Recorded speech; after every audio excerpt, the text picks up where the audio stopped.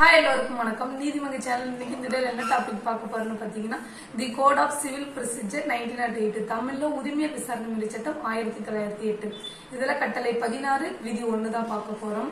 எதுக்காக இந்த order rule நீதிமன்றத்துல பயன்படுத்துறோம்னு பாத்தீங்கன்னா இப்போ வாதிக்கும் பிரதிவாதிக்கும் ஒரு நில தகராறுக்காக நீதிமன்றத்துல வழக்கு தொடுக்கப்படுறாங்க.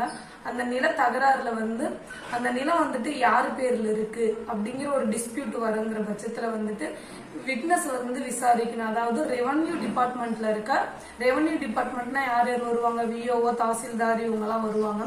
அந்த டிபார்ட்மெண்ட்ல இருக்க ஆவணங்கள், அதாவது சிட்டா, எஃப்எம்பி, அதே போல ஏ ரிஜிஸ்டர், அதெல்லாம் யாரு நேம்ல அந்த நிலம் இருக்கு அப்படிங்கறத நம்ம தெரிஞ்சுக்கணும். நீதிமன்றத்துல அந்த விட்னஸ் அவங்கள விசாரிச்சாதான் அதுல அந்த போதுமான காரணம், அந்த வழக்கிற்கு ஒரு பொருண்மை கிடைக்கும், ஒரு எவிடன்ஸ் சாட்சியம் கிடைக்கும். அப்படிங்கிற பட்சத்துல ஆர்டர் 16 ரூல் 1 கீழே ரெவன்யூ டிபார்ட்மெண்ட்ல இருக்க அந்த விட்னஸ் விஓ விசாரிக்கணும். அவங்களுக்கு நாங்க பேட்டா அனுப்பணும், சம்மன் அனுப்பணும், சர்வ் பண்ணுங்க அப்படின்னு சொல்லி பர்மிஷன் கேட்கிற பெட்டிஷன் தான் ஆர்டர் 16 ரூல் 1 பெட்டிஷன்.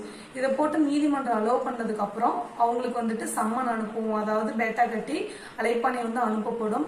அந்த அழைப்பானை அனுப்பின தரப்பு, அதாவது வாதி தரப்பு அனுப்பியிருக்காங்க அப்படின்னா அவங்களே சீஃப் எடுக்கலாம். சீஃப் முடிச்ச பின்பு அவங்க அந்த விட்னஸ் கிராஸ் எக்ஸாமினேஷன் பண்ணலாம். தேங்க்ஸ் ஃபார் வாட்சிங்.